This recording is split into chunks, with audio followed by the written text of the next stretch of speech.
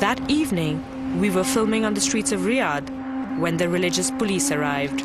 Officially known as the Committee for the Propagation of Virtue and the Condemnation of Vice, this police force is an autonomous agency comprised of more than 3,500 officers plus thousands of volunteers.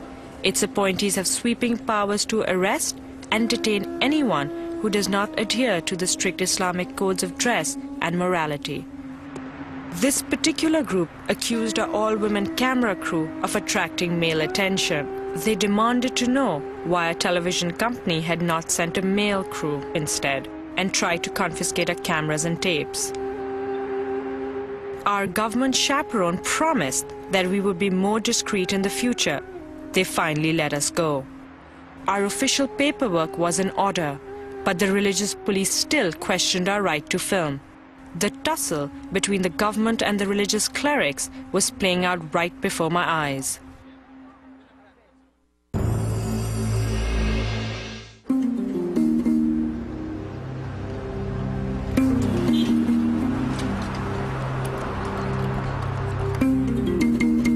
Saudi Arabia is a kingdom of contrasts.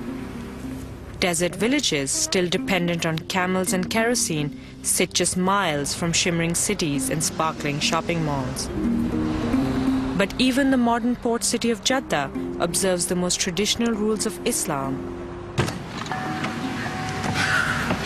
I've been in Saudi Arabia for about a week now, and I can't do anything on my own. I can't walk out on the streets, I can't check into a hotel, I can't even drive a car. I have to depend on a man for everything. This tradition of male dominance has led to speculation that domestic abuse is common in Saudi Arabia. But it has rarely been discussed publicly. That is, until 2004, when Rania Albaz, a popular newscaster, appeared on TV shortly after being viciously assaulted by her husband. This was one of several recent events that brought attention to the Saudi women's rights movement. Rania Albaz was ultimately granted a divorce. It's now estimated that as many as 50% of Saudi marriages end in divorce. Oh, okay. Well, a lot of the women that we have interviewed, don't want to show their faces, so that's fine. We just... I'd hoped to interview a divorced woman, but most were afraid to speak with me. After a day on the phone, I was able to arrange an interview.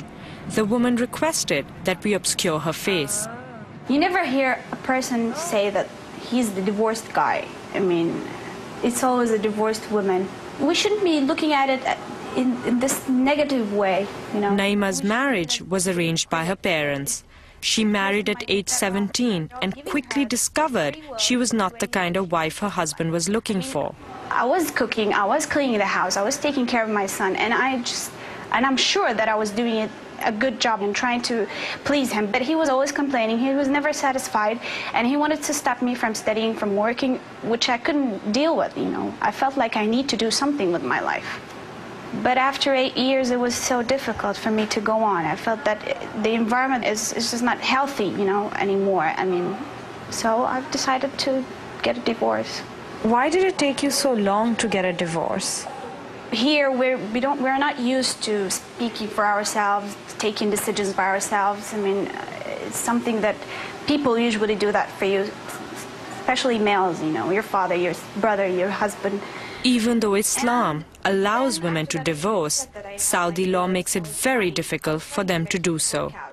In this case, Naima's father, who was her legal guardian at the time of divorce, forced her to give custody of a young son to her ex-husband, a common arrangement in Saudi Arabia.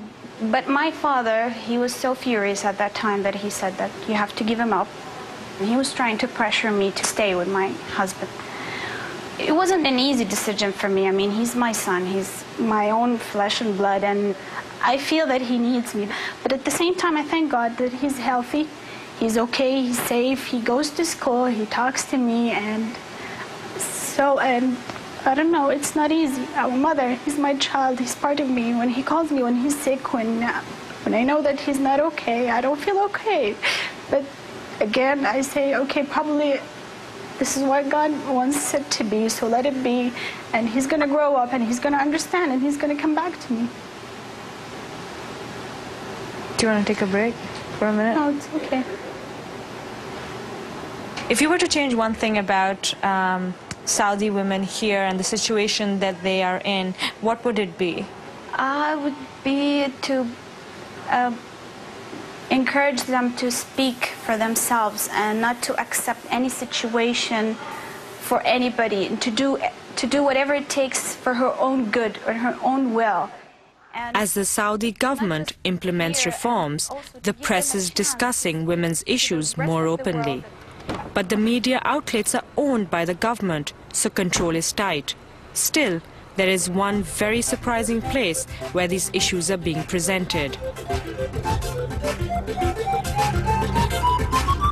Tash Matash is a comedy series shown on state-owned Saudi television. The program openly addresses the conflicts between traditional Saudi rules and modern society. In this sketch, a woman with no husband must rely on her elderly father, who sees every male as a threat to his daughter. Hi. Hello. This is Sharmeen, our director. Nice to meet you. He start editing, for Tash Matash Part 12. He said, ladies and gentlemen. He said, no ladies, no ladies. Oh, sorry. Tash Matash has a cult following, and the streets empty when it is on the air. The government has a progressive way of thinking, but there are forces that still hold the society back. The government is protecting the show and giving us the green light to say what we want, because they know we don't bring up controversial topics just for the sake of controversy. As artists, we are aware and cautious of what we are doing. The Saudi royal family has embraced the show and has openly defied the clergy by allowing the program to continue.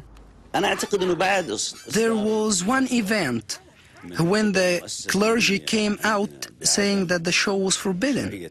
Producing the show and watching the show was forbidden. Despite these challenges, the show stays on the air, a slapstick approach to social commentary. In this sketch, a family home alone with no man in the house is frightened by an intruder.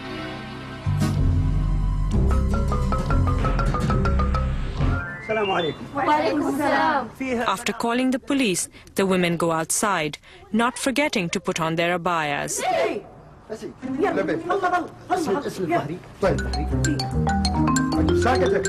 The police go to confront the intruder, but never quite make it inside. عفوا بغيت أسأل فين أبوكم؟ يا ولادي أبونا ما هو موجود، مسافر. بيت من غير رجال. قسم بالله إن ودي أخدمكم في عيوني هذه، لكن ما نقدر أنا أدخل بدون محرم. مو صادق والله ما قال إلا الصدق. هيا في أمان الله. خلفتنا العافية. ستر عليكم. ستر عليكم. Although the sketch is humorous, the Saudi law that inspired it was partly responsible for a recent tragedy. A fire in March 2002 killed 15 young girls in their school when the religious police refused to let them exit the building because they were not wearing their abayas and head coverings. 50 more were injured.